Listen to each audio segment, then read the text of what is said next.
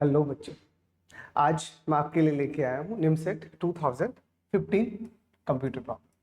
तो देखिए 2015 का जो प्रॉब्लम था वो प्रीवियस ईयर पेपर जितने भी हुए हैं अप्रॉक्सीमेटली 10, 11, 12, 13 एंड 14 उन सब में अच्छा था, कैलकुलेटिव था और बढ़िया प्रॉब्लम्स दी गई थी। और मोस्टली जितने भी क्वेश्चंस आप लोगों के यहाँ पूछे जाते हैं, मोस्टली अगर आप चाहते हो और अच्छे से प्रैक्टिस करना तो most problems are inspired from the GATE exams. तो जो भी गेट एग्जाम के पीवाईक्यूज हैं अगर आप उनको कर लोगे तो आपके लिए और बेटर रहेगा, क्योंकि मोस्ट प्रोबेबली क्या है, आइदर सेम प्रॉब्लम और द पैटर्न रिपीटेड है। या तो उन्होंने सेम का सेम प्रॉब्लम आपको दिया है, या हो सकता है उनको थोड़ा सा चेंज करके उन्होंने पैटर्न सेम रखा है। पर ठीक है, अच्छा प्रॉब्लम यहीं से बनेगा। मतलब अगर गेट का डायरेक्ट कोई प्रॉब्लम आपसे पूछा गया होगा और आपने प्रैक्टिस नहीं कर रखा है तो एग्जाम में करना थोड़ा सा गड़बड़ हो जाएगा, क्योंकि प्रॉब्लम थोड़ा लेंदी होते हैं, प्रॉब्लम थोड़ा कॉन्सेप्चुअल होते हैं, है ना। तो first of all made your concept है and then do it again and again. Okay, तो चलो लेट्स एंजॉय द पेपर। तो 2015 के पेपर्स का पहला प्रॉब्लम आपसे पूछा है simple problem.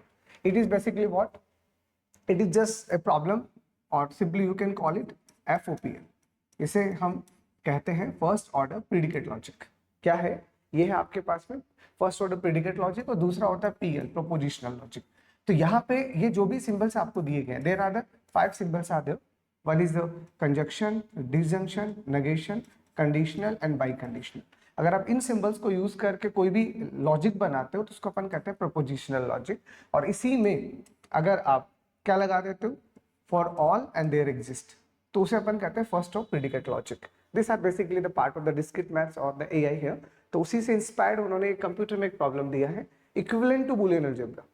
Equivalent to Boolean algebra, this is basically and operation है, ठीक है। This is basically or operation है and this is basically not operation है। अरे तीन ऑपरेशन वही हैं जो आप बूलियन अलजेब्रा में पहले से पढ़ चुके हो। This is conditional which is new, जो आपके बूलियन अलजेब्रा में नहीं होता, ये आपके लिए नया है। ये फैमिलियर है, आप देख सकते हो, it is similar to your X NOR operation. ये वैसे ही होगा जैसे आपका एक्स नॉर होता है, बोले तो सेम होने पे आपका 1 और नहीं तो 0। It is just like that, ठीक है। तो चलो लेट्स बिगिन द गेम है। अब आपको यहाँ पे क्या बोला, आपको यहाँ पे बोला गया है, सिंपल सा प्रॉब्लम है। आपको यहाँ पे कुछ कुछ प्रोपोजिशंस दी गई है। क्या दिया गया है, P implies Q, बस दिस इज 1 एंड देन और R, ठीक है। अब बेसिकली प्रोबेबिलिटी इसकी ज्यादा होती है तो you can make the bracket है, ठीक है। उसके बाद में आपको दूसरा स्टेटमेंट दिया है Q implies S, और तीसरा स्टेटमेंट दिया है आपको R implies S। ये तीन स्टेटमेंट आपको दिए गए हैं और आपको पूछा गया है ये तीनों के तीनों स्टेटमेंट जो है वो इनमें से किसके इक्विवेलेंट है। तो या तो आप इसका ट्रुथ टेबल बना सकते हो, बट मैं आपको सजेस्ट नहीं करूंगा ट्रुथ टेबल बनाने का। रीजन क्या है, ट्रुथ टेबल तब तक ही वैलिड होता है जब तक आपके पास में दो या फिर तीन वेरिएबल हो, PQR। दो या तीन वेरिएबल तक ठीक है। 4 variable table means this is PQRS, there are the 4 variables are there.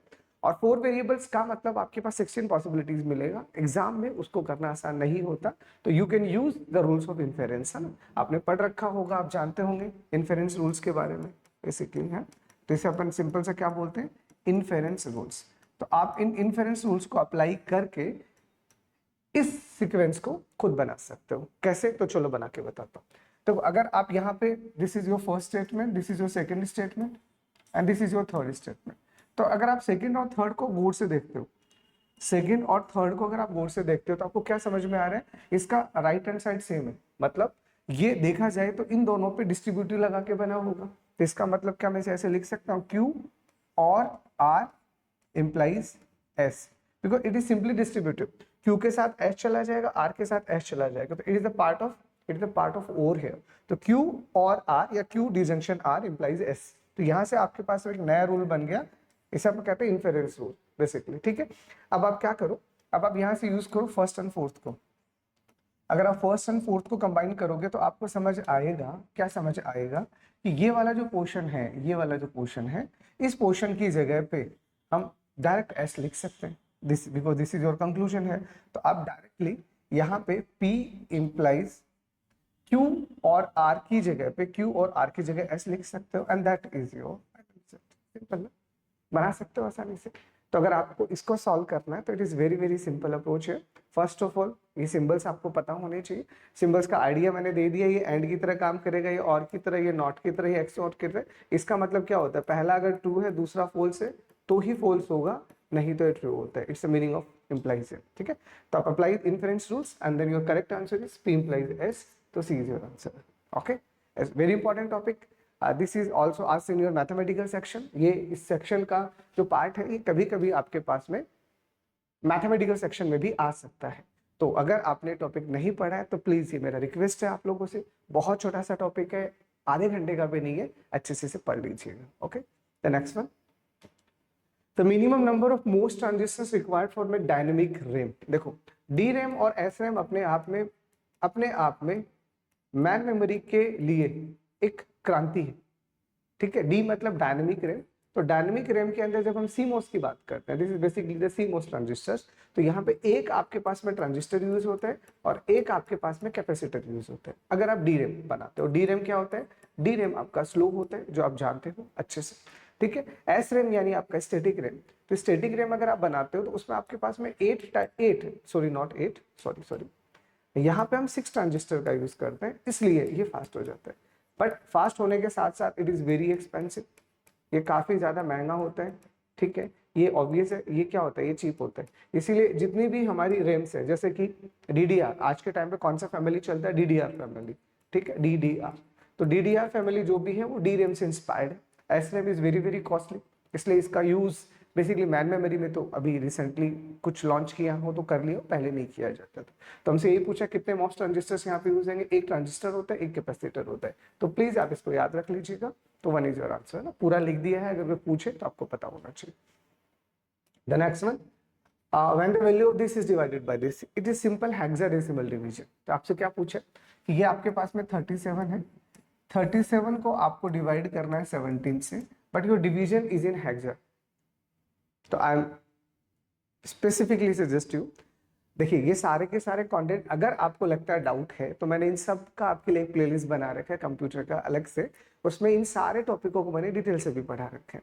तो अगर आपको लगता है कोई टॉपिक आपका वीक है, please go through the playlist है ना। इस प्लेलिस्ट में आप जाके सारे के सारे वीडियोस को अच्छे से देख सकते हो and then you can practice it. और आता है तो बहुत ही बढ़िया बात है। चलो तो देखो कैसे करोगे, तो 17 को अब हम हेक्सा में कर रहे हैं, तो 70 इंटू 2 कितना आएगा, 7 दूनी 14, और 14 को अपन क्या लिखते हैं, ई, और यहाँ पे कितना आएगा 2e।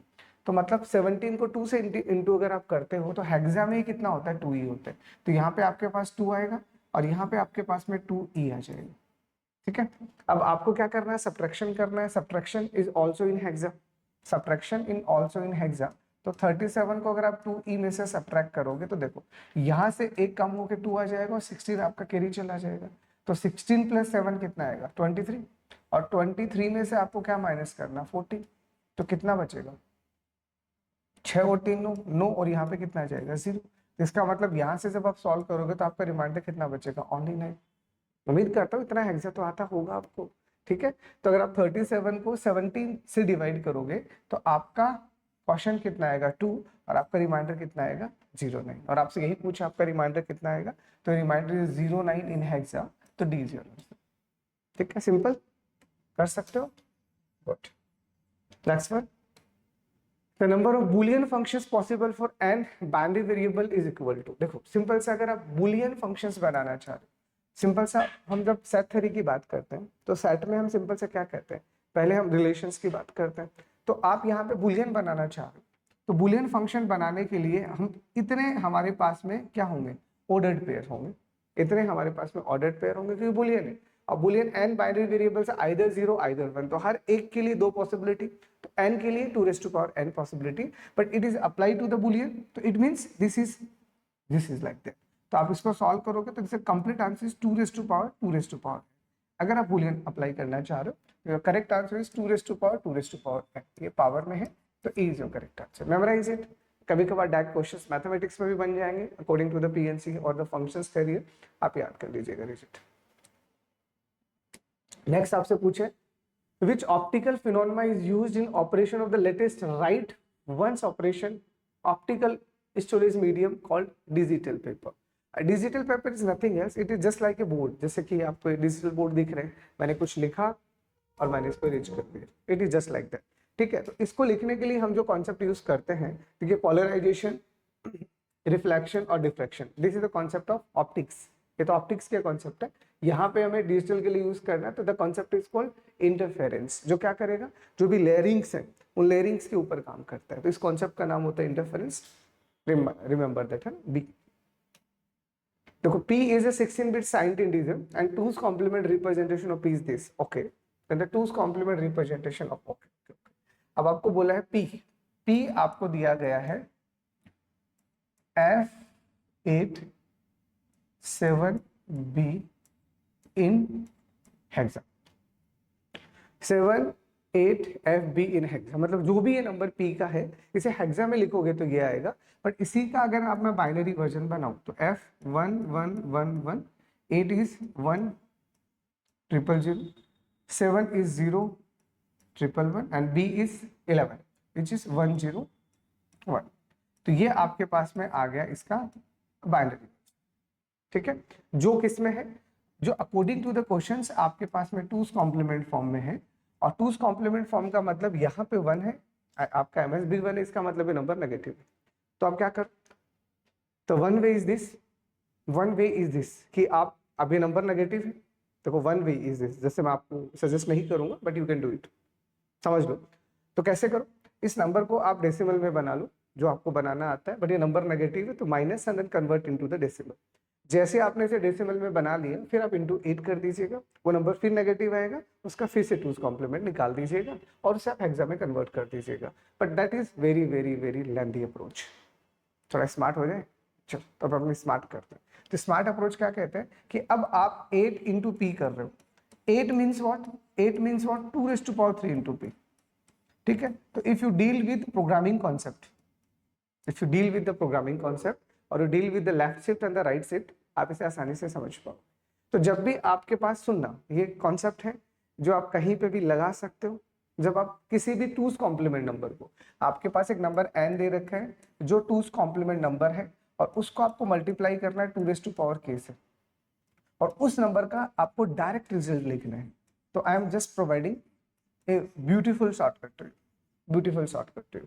और ब्यूटीफुल शॉर्टकट क्या है, कंडीशन समझ में है, नंबर आपका 2's कॉम्प्लीमेंट में होना चाहिए और जिसे मल्टीप्लाई कर रहे हो वो 2 की पावर पे होना चाहिए। अगर ऐसा है तो ओके, तो फिर आपको क्या करना है, जो भी आपको नंबर दिया गया है इस नंबर को आपको 3 बिट में शिफ्ट करना है। तो आपको क्या करना है, इसे लेफ्ट शिफ्ट मार देना है, और कितना मार देना है लेफ्ट शिफ्ट, 3 बिट। तो आपको इसे 3 बिट का लेफ्ट शिफ्ट मार देना। तो 3 बिट का जैसे आप लेफ्ट शिफ्ट करोगे, it means what, it means ये जो इनिशियल 3 बिट है, ये इनिशियल 3 बिट है, ये आपके डिस्कार्ड हो जाएंगे और यहाँ पे 3 बिट्स का जगह बन जाएगा। तो इसका मतलब this is 110000111101 and apply the 30 है, apply the 30, that is your final answer. But पूछा किसमें, हेक्सा में। हाँ तो डोंट वरी, हेक्सा बना लें। तो ग्रुपिंग है, तो this is the 4th group, this is the 4th group, this is the 4th group and this is the 4th।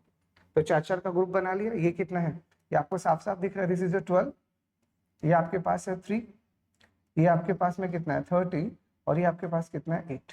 तो इसको सॉल्व करोगे तो 12 मीन्स ए बी सी, यानी अगर आप इसको करोगे तो दिस इज सी, 3 डी और 8। तो ये अगर आप हेक्सा में करोगे तो हेक्सा में इसका आंसर कितना आएगा, C3H8D8। तो C3D8 is your answer and this is it. तो क्या समझ में आया, क्या समझ में आया, ठीक है। तो उम्मीद करता हूँ यू एंजॉय दैट शॉर्टकट। और अगर एग्जाम में ऐसे क्वेश्चन आते हैं, अरे आते हैं, बिल्कुल आते हैं, बिल्कुल नहीं आते हैं, तो आप इस शॉर्टकट को यहाँ से अच्छे से अपने दिमाग में याद रख लीजिएगा। बस क्या करना है आपको, शिफ्ट कर देना है, लेफ्ट शिफ्ट है ना, पूरा शॉर्टकट में लिख देता हूँ, लेफ्ट शिफ्ट, लेफ्ट शिफ्ट के बिट्स, ठीक है।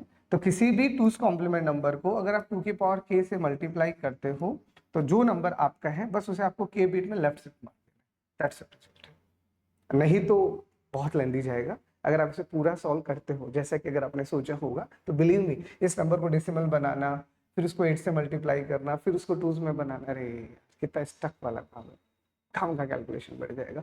और ऐसा नहीं करना है यार, स्मार्ट बनना है तो भी स्मार्ट है। क्लियर, मैं उम्मीद करता हूँ ये शॉर्टकट आपको समझ में आ गया होगा. Memorise it. Okay, the next one. Which of the following is equivalent of this? Okay, it's simple Boolean algebra expression. X plus y bar plus z bar का होल बार. ठीक है, तो अगर आप इसे करोगे तो क्या आएगा, ये प्लस वाला डॉट में बन जाएगा और यहाँ पे क्या आएगा, x प्लस वाई बार का bar. Apply the De Morgan, basically इसे डी मॉर्गन. और यहाँ पे z बार का बार. तो यहाँ पे आपके पास में x प्लस वाई आ जाएगा और यहाँ पे 2z आ जाएगा. हो गया, ये तो कुछ बना ही नहीं. तो इसको हम सिंपल से क्या कह सकते हैं, x plus Y into Z. Simple. तो is D answer. Very easy. अब इससे इजी क्या ही लोगे, जान लोगे क्या क्वेश्चन. तो बस क्या करना है आपको, आपको सिंपल डी मॉर्गन्स लगाना है. ठीक है, और आंसर ले लेना. ओके, तो next one. The minimum number of NAND gate required to realize this. Okay, what is your expression here? AB plus A B bar C plus A B bar C bar. Okay, first of all solve them. तो कभी भी अगर आपको minimum number of gets अगर पूछा जाता है, कभी भी अगर आपको मिनिमम नंबर ऑफ गेट अगर पूछा जाता है तो first of all realise simplified. Boolean algebra आता है आपको, सिंप्लीफाई कीजिए. तो सिंप्लीफाई करोगे तो अकॉर्डिंग टू द सिंप्लीफिकेशन कहीं से भी स्टार्ट कर दो. यहाँ से अगर मैं ए कॉमन लूंगा, ए तो सब में से ही कॉमन आ रहा है तो सब में से ही ले लो.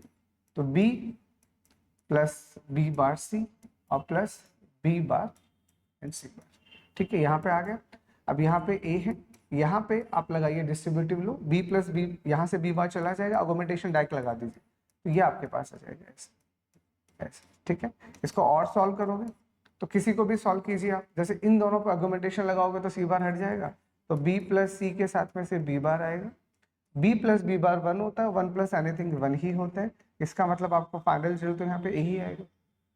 और ए ही चाहिए तो कितने minimum number of NAND gate चाहिए भैया, नैंड गेट बनाने हैं, चलो अभी बना देते हैं. ये आपका नैंड गेट है और इस नैंड गेट में कितने नैंड गेट से आपका काम हो जाएगा. तो ऑब्वियस है एक इनपुट आप दे रहे हो, ये आपका ए है और ए इंटू ए करके ए ही आ जाएगा. That's all. तो 1 नैंड गेट इज सफिशिएंट. तो अब ये एक नैंड गेट अगर लगा दोगे तो इस एक नैंड गेट से ही आपका क्या हो जाएगा, काम हो जाएगा. नीड ही नहीं है. तो इसका मतलब मिनिमम कितने गेट से काम हो. ठीक है, तो 1 is your answer. The next one is very dangerous problem. Obviously this is the previous year GATE problem. जब भी आपको कोई अच्छा टफ प्रॉब्लम दिखे समझ जाना, झोल जाले पक्का. और ये ऐसे क्वेश्चंस आप तभी कर पाओगे जब आपने अच्छे से प्रैक्टिस कर रखे है. अभी तो चलो मैं समझा दूंगा, but again I am recommended to you, please if possible solve all the GATE problems which are related to your syllabus, not all subjects but which are related to your subject only. Okay, क्या पूछे, consider a 4 bit grey code. कहानी हमें ऐसे दिया गया है कि हमारे पास में 4 बिट का ग्रे कोड है जिसको हमने रिप्रेजेंट किया है S3, S2, H1 और H0 में. ठीक है, ओके. और यहाँ पे ऑफ नंबर n, जो किसी नंबर n का रहा होगा, और ये है आपके पास में G3, G2, G1, G0, जो भी ये ग्रे कोड ही है, लेकिन ये किसको रिप्रेजेंट कर रहा है, ये रिप्रेजेंट कर रहा है n+1 मॉड्यूलो 6 को. तो विच of the following functions is correct. Okay, तो इसका मतलब हमें पहले यहाँ पे दो फंक्शंस बनाने पड़ेंगे. एक वो जो ग्रे कोड को रिप्रेजेंट करेगा, एक वो जो n+1 को रिप्रेजेंट करेगा. Okay done. चलो, तो I M constructing A table for you for the proper understanding. अब आपको अच्छे से ही समझना है तो चलो इस क्वेश्चन को अच्छे से ही समझाएंगे प्रॉपर तरीके से.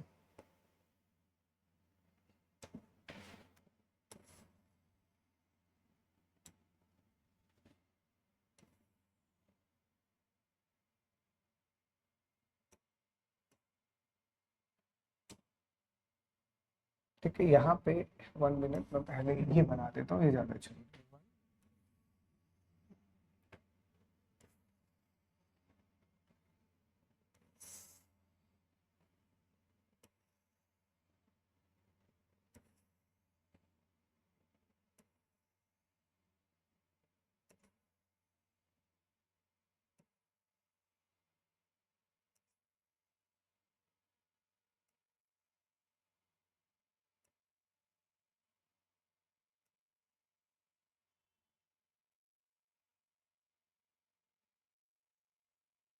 चलो, अब इसमें क्या होने वाला है वो समझना.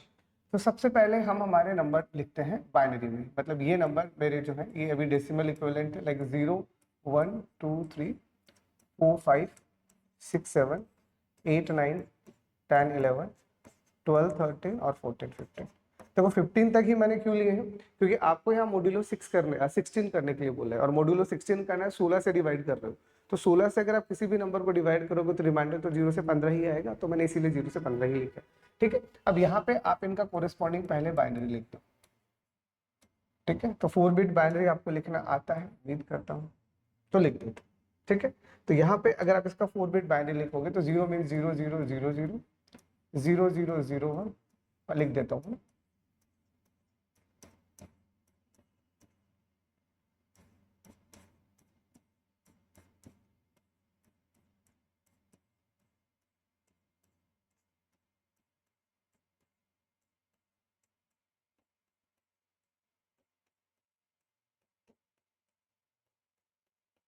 ठीक है, लिख दिया।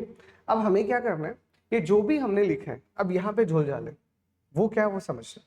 अब इन्होंने यहाँ झोल झाल क्या किया है कि अब इसको लिखने के लिए इन्होंने बोला है कि हम इसके लिए हम 4 वेरिएबल्स यूज कर रहे हैं। अब समझते हैं, 1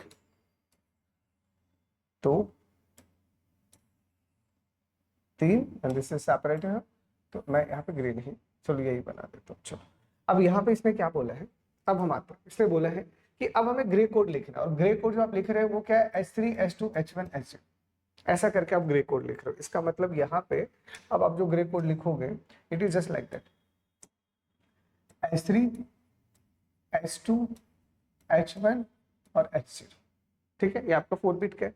तो अब आपको क्या करना है, यहाँ जो भी दे रखा है इस सबके ग्रे कोड बना लेना है ना। तो देखो इसका ग्रे कोड तो 0 का तो 0 ही रहेगा, है ना, 1 का 1 ही रहेगा, 2 0 0 एज इट इज, इसका ग्रे कोड 1 1 आएगा। उम्मीद करता हूँ ग्रे कोड आपको बनाना आता होगा, नहीं आता है तो मैंने उसके लिए अलग से एक लेक्चर दे रखा है, please go through with that, क्योंकि अब अगर इन सबके ग्रे कोड का एग्जैक्ट तरीका बताऊंगा तो क्वेश्चन बहुत लेंदी हो जाएगा। ठीक है, अब इसको सॉल्व करोगे तो 0 0 1 एज इट इज आएगा, 1 1 0 हो जाएगा, यहाँ 0 यहाँ पे 1, इन दोनों का 1 0, ये 0 है, यहाँ पे 1 आएगा, इन दोनों का x और 1 एंड इन दोनों का 1, ये 0 आएगा, यहाँ 1, इन दोनों का x और 0 और इन दोनों का 1, इसको करोगे तो 0, यहाँ पे 1, इन दोनों का x और 0 एंड देन 0, यहाँ पे आपका 1 एंड देन 1 0 0, यहाँ पे 1, ठीक है, इन दोनों का x और 1 देन 0 1, यहाँ करोगे तो 1, इन दोनों का 1, इन दोनों का भी 1 और इन दोनों का भी 1, दिस इज 1 है, इन दोनों का करोगे 1, यहाँ पे 1 एंड देन 0, यहाँ पे 1 1 1 आपका 0 0 1 1 0, और इसको करोगे तो 1 एंड 1 1 0 1 0 आपका 1 एंड 0 1 इज अगेन 1, और इसको सॉल्व करोगे दिस इज 1 1 1 0 है, 1 1 इज अगेन 0 1 है, ये आपका 1, इसको करोगे 0, ठीक है, इसको 1 1 के साथ 0, ये 0 और ये 0, it is just like that. ठीक है, इसके इक्विवेलेंट जो डेसिमल आया है वो हम यहाँ पे लिख देते हैं। समझते हैं ना, क्वेश्चन बड़ा इंटरेस्टिंग सा है, कहानी बड़ी अच्छी है इस क्वेश्चन की। इसके इक्विवेलेंट जो डेसिमल आया मैं यहाँ पे लिख रहा हूँ, तो इसके इक्विवेलेंट डेसिमल देखो 0, this is 1, this is 3, this is 2, this is 6 7 5 4, this is 4 and this is 12 13 15 14 10 11, this is 9 and this is 8। तो मैंने इसके कॉरेस्पॉन्डिंग जो भी डेसिमल आए वो लिख दिए। इतना काम, क्वेश्चन थोड़ा सा लेंदी है, अच्छे से समझा रहा हूँ तो टाइम लगेगा, तो प्लीज बुरा मत मानना, है ना। ओके, अब यहाँ तक हमने हमारा काम कर दिया कि ठीक है चलो भैया आपने ये जो बोला ये हमें समझ में आ गया। अभी अगली बला क्या है, तो अगली बला इसने ये बोला कि हम एक नंबर लिख रहे हैं जो है n+1 मोडुलो, मॉड्यूल यानी मोड 16। तो ये कुछ नहीं है, उल्लू बनाने का तरीका है, आपको ये नंबर डायरेक्ट लिखना आना चाहिए। तो कैसे लिखोगे बताता हूँ। तो अगेन हम यहाँ से अब जो नेक्स्ट रिप्रेजेंटेशन वो किसका है आपका, G3 G2 G1 G0 का। तो ठीक है, बनाओ यहाँ से वापस से, चेंज द कलर है, येलो ले लेता हूँ आपके लिए। This is first, second, third, और चलो मेरे को जितना चाहिए मैं उतना ही लिख रहा हूँ, एंड दिस इज, ठीक है। और यहाँ इन्होंने जो सिंबल यूज किए हैं दिस इज बेसिकली जी, तो G3 G2 G1 and this is G0। है क्या, है क्या, बड़ा आसान है, n+1 है। अगर ये आपका ग्रे कोड n है तो इससे अगला लिखना है। तो कुल मिला के क्या करना है, पहले वाला छोड़ दो, एक एक को शिफ्ट कर दो। छोड़ दो और शिफ्ट कर दो, मतलब ये पहला वाला आप छोड़ दो, ये वाला नहीं लिखना आपको, तो क्या लिखना है 0 0 0 1, यहाँ से आपको स्टार्ट करना है, यहाँ से, है ना। फिर उसके बाद में इसको लिखोगे 0 0 1 1, फिर 0 0 1 0 0 1 1 0, यहाँ पे लिखोगे 0 1 1 1, यहाँ लिखोगे तो 0 1 0 1, यहाँ लिखोगे तो 0 1 0 0, यहाँ 1 1 0 0, यहाँ लिखोगे तो 1 1 0 1, यहाँ लिखोगे तो 1 1 1 1, यहाँ 1 1 1 0, ठीक है, यहाँ लिखोगे तो 1 0 1 0, यहाँ लिखोगे तो 1 0 1 1, ये आपका 1 0 0 1, और ये लिखोगे तो 1 0 0 0, ठीक है। लास्ट वाला आपका n+1 हो जाएगा, n+1 यानी 15 + 1 यानी 16, और 16 mod 6 is 0, इसका मतलब ये घुमा आके फिर से लास्ट वाले पे आ जाएगा, तो it become 0 0 0 0, it is just like that, ठीक है। तो ये अब हमने पूरा का पूरा टेबल बना लिया जो हमें चाहिए था, जो हमें चाहिए था। अब हमसे पूछा क्या है, अब हम उसके बात करते हैं। तो अब हमने पूछा है which of the following function is correct, देखो g0 g1 g2 और g3, तो this is what, this is simply like the mean terms combination, K-map combination. तो ये हमें हमारे इनपुट दिए, तो सबसे पहले हम g0 की बात करते हैं। तो अगर हम g0 के पास जाएंगे, दिस इज योर g0 है, तो g0 का मतलब यहाँ पे ये पहला नंबर, अब जो बता रहा हूँ बिल्कुल प्लीज प्लीज प्रिसाइजली देखिएगा, नहीं तो गड़बड़ हो जाएगा। अगर ये g0 है तो ये g0 किसको रिप्रेजेंट कर रहा है, ये आपके 0 को रिप्रेजेंट कर रहा है। ये 1 किसको रिप्रेजेंट कर रहा है, ये 1 किसको रिप्रेजेंट कर रहा है, 1 को रिप्रेजेंट कर रहा है। मतलब 0 1 आएगा, उसके बाद में 6 7 आएगा। मतलब अगर g0 मेरा आंसर रहा होगा, इसको ऐसे समझना, चलो मैं आपको समझा देता हूँ। अगर मेरा आंसर g0 रहा होगा तो g0 में क्या क्या आया होगा, तो दिस इज 0 1, मतलब 0 1 आएगा ही आएगा। 0 1 के अलावा इन दोनों के साथ में 6 7, तो 6 7 आएगा ही आएगा, ठीक है। उसके बाद में यहाँ अगर आप जाते हो तो इसके साथ में 12 13, तो 12 13 आएगा ही आएगा, एंड सो ऑन, ठीक है। तो check it in the option 0 1 6 7 is available और नॉट, तो 0 है ही नहीं, 0 आना चाहिए, 0 नहीं है, इसका मतलब this is the wrong answer. चलो अब हम बात करते हैं g1। अगर यही कहानी अगर हमें g1 के लिए लिखना होगा तो दिस इज योर g1 है, यहाँ 1 है, तो 1 के लिए क्या आएगा, 1 के लिए 1, देखो 1 3 2 6, यानी 1 2 3 6, 1 2 3 6, ये तो आएंगे आएंगे, बाकी बाद में चेक करेंगे, पहले इसी से निपट लें। क्या 1 2 3 6 अवेलेबल है, नहीं है, इसमें तो ना 1 है ना 2 है ना 3 है, अरे बाकी क्या फर्क पड़ता है, जो अवेलेबल टर्म वो नहीं है, इसका मतलब this is not the correct answer. Okay, अगला है आपके लिए g2। अब हम बात करते हैं g2 के लिए। तो g2 के लिए जो जो हमें चाहिए, दिस इज योर g2 है। g2 में क्या चाहिए, 2 यहां से लगातार चलता है, ये वाला टर्म लगातार है, चेक इट है। ये अगर आप g2 ले रहे हो तो यहां से लेके और यहां तक ये टर्म आपको लगातार मिलती है, और ये टर्म अगर आप सिक्वेंसली मेंशन करते हो तो 2 4 5, मतलब 2 4 5, मैं सीक्वेंस में लिख देता हूँ 2, देन आपके पास 4 5 6 7, 4 5 6 7, है ना, 2 आ गया, 4 5 6 7, एंड देन 12 13 15, 12 13 एंड 15 सारी लिख देता हूँ क्रॉस चेक करने के लिए।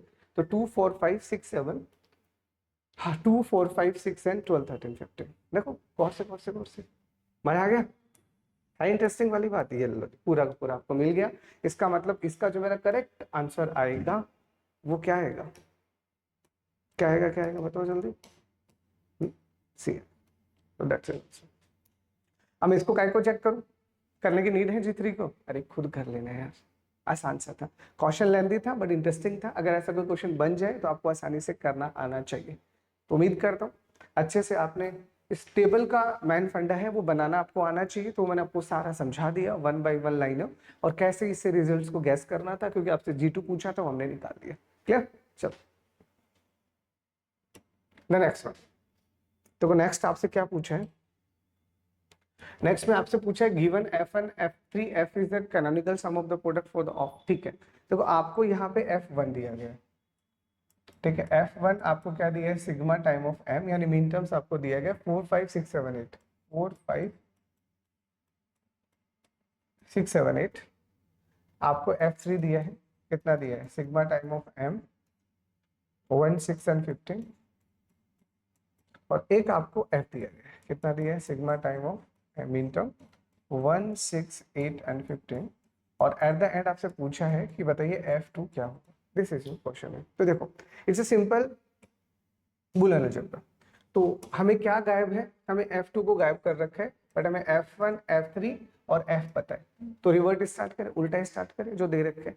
तो आपको F दे रखे हैं, तो यानी यहां से जो मेरा रिजल्ट आ रहा है, मैं शॉर्ट में लिख दूं 1, 6, 8 और 15 है। ये मेरा रिजल्ट यहाँ से आ रहा है, 1 आ रहा है, 6 आ रहा है, 8 आ रहा है, 15 आ रहा है। कौन सा गेट है, तो this is your or gate है। और गेट का मतलब क्या होता है, और गेट का मतलब है यहाँ और यहाँ से रिजल्ट आता है, यहाँ और यहाँ से रिजल्ट आ रहा है। F3 पता है, बिल्कुल पता है। तो यानी यहाँ से जो हमारा रिजल्ट आ रहा है वो आ रहा है 1, 6 एंड 15, 1, 6 और 15। और F1 पता है, बिल्कुल पता है। क्या पता है, F1 हमें मिल रहा है 4, 5, 6, 7, 8, 6, 7 और 8। ठीक है, F2 नहीं पता। तो चलो एक काम करते हैं, इसको रिवर्ट ट्रैक करते हैं। रिवर्ट ट्रैक करके हमें क्या समझ में आया कि यहाँ 1, 6, 8 और 15 है। ठीक है, अगर यहाँ 1, 6, 8 और 15 है, इसका मतलब 1 और 6 तो है, 1 6 और 15 जो रिजल्ट है, तो 1, 6 और 15 तो है, बट 8 नहीं। मतलब ये जो 8 आपके पास यहाँ है, ये जो 8 आपके पास है, ये 8 कहाँ से आया होगा, यहाँ तो है ही नहीं। तो 100% ये 8 फिर कहाँ होना चाहिए, 100% ये 8 इसके पास होना चाहिए, क्योंकि ये इन दोनों का और ले रहा है। तो हमारे पास 1 आ गया, ठीक है, हमारे पास में 6 आ गया, हमारे पास में 15 आ गया, बट हमारे पास 8 नहीं आया। तो 100% ये श्योर है कि 8 फिर यहाँ से आया होगा। चलो बढ़िया बात है। अब अगर यहाँ से 8 आया तो ये क्या है, ये आपका एंड गेट है। क्या है, आपका एंड गेट है। अब एंड गेट क्या बोलता है, एंड गेट का मतलब इंटरसेक्शन, और का मतलब तो और ही होता है ना, एंड गेट का मतलब इंटरसेक्शन। इसका मतलब 100% अगर ये एंड रहा होगा तो इन दोनों का कॉमन यहाँ आया होगा, इन दोनों का कॉमन यहाँ आया होगा। मेरी मजबूरी है 8 मुझे चाहिए, तो 8 अगर मुझे चाहिए तो 100% F2 में 8 तो आना चाहिए। इसका मतलब अगर इस ऑप्शन में कोई भी F2 ऐसा है जिसमें 8 नहीं है तो उड़ा दो उसकी मुंडी। तो यहाँ 8 नहीं है तो ये कभी नहीं हो सकता, ये हो सकता है, ये हो सकता है, ये हो सकता है। चलो बढ़िया बात है। चलो अब वापस आते हैं। अब अगर मैंने यहाँ पे 8 ले लिया, ठीक है, तो और मैं यहाँ क्या ले सकता हूँ, और मैं यहाँ क्या ले सकता हूँ, तो 8 के साथ, अब मेरे को एक बात समझना, 8 के साथ मैं 1, 6, 15 में से कोई और यहाँ ले सकता हूँ। तो 1 यहाँ है नहीं, तो 1 आएगा नहीं। ठीक है, उसके अलावा 15 यहाँ है नहीं, तो 15 आएगा नहीं। तो 1 और 15 भी हट चुके हैं, 1 और 15 भी हट चुके हैं, तो बचा क्या, सिर्फ 6 बचा। और अगर 6 बचा तो एक बात बताओ, अगर मैं यहाँ पे 6 लूंगा, समझना, या तो मैं 6, 8 लूंगा, ठीक है, या मैं यहाँ से 4, 8 लूंगा, क्योंकि 7 मुझे चाहिए नहीं, 5 मुझे चाहिए नहीं, क्योंकि यहाँ आगे रिजल्ट ही नहीं बन रहा। ठीक है, अगर मैं 6 8 लेता हूँ, मान लीजिए मैंने यहाँ पे अगर 6 8 लूंगा तो इन दोनों का कॉमन आएगा, तो इसका मतलब यहाँ से जो मेरा रिजल्ट बनेगा वो कितना बनेगा, 6 8 बनेगा, 6 8 बनेगा। और अगर यहाँ से 6 8 बनेगा तो इन दोनों का और क्या बनेगा, 1 बनेगा, 6 दोनों में है और बिल्कुल यही बनेगा, तो सारा मिल जाएगा। बट अगर आप इसकी जगह पे 4 8 लेते हो, मान लो आप 4 8 लेते हो, तो इसका मतलब 6 तो आ गया, बट यहाँ पे 4 भी तो एक्स्ट्रा आएगा, तो भैया ये नहीं चलेगा, ये चलेगा। इसका मतलब at the end according to the possibility this is allowed, this is not allowed.